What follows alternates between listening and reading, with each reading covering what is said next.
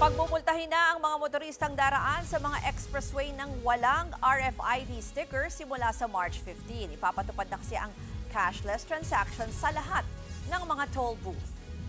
Para sa ibang detalye, live mula sa NLEX Balintawak, si Gerard de la Peña. Gerard, parang matagal na itong plano pero ngayon ba ay magkakaroon na talaga ng parusa o multa doon sa mga motoristang walang RFID? Ruth, kasado na nga ang pagpapatupad ng 100% cashless toll collection system sa lahat ng expressway sa buong bansa simula na yan sa March 15. Kaya naman ang mga otoridad, hinihikayat ang lahat ng motorista na magpakabit na ng RFID sticker. Sa striktong pagpapatupad kasi ng 100% cashless toll collection ay makakapasok pa rin naman ang mga sakyang walang RFID sticker.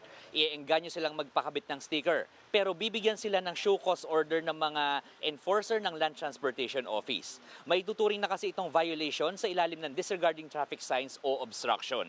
Yung mga may sticker pero hindi sapat ang load ay makakaraan din pero kalaunan ay papatawan na rin ng multa. Taong 2023 pa nagsimula ang dry run para rito at dapat ay ipapatupad na noong 2024. Pero ipinagpaliban mo ng implementasyon dahil sa mga reklamo kaugnay ng mga hindi gumaganang RFID sensor sa mga toll gate. Pero ngayon, siniguro ng Toll Regulatory Board na maayos na ang mga pasilidad ng mga toll operator. Tingin ng ahensya, mas mapabilis ang pagdaan ng mga sasakyan sa mga expressway kapag naipatupad na ito. Sa ngayon ay nasa 3% na lang ng mga dumaraan sa mga expressway ang wala pang RFID sticker. Ruth, humirit naman ng NLEX Corporation ng dagdag na 40 centavos na singil sa kada kilometrong takbo simula sa Bocaue hanggang sa Santa Ines. Ito raw ay para mabawi ng kumpanya yung ginastos nila sa pagkukumpuni ng Candaba Viaduct. At kung maaaprubahan ito ng TRB, ay maipapatupad na rin ang dagdag singil sa toll sa Marso na rin. Ruth. Yan po ang Express Report ni Gerard de la Peña.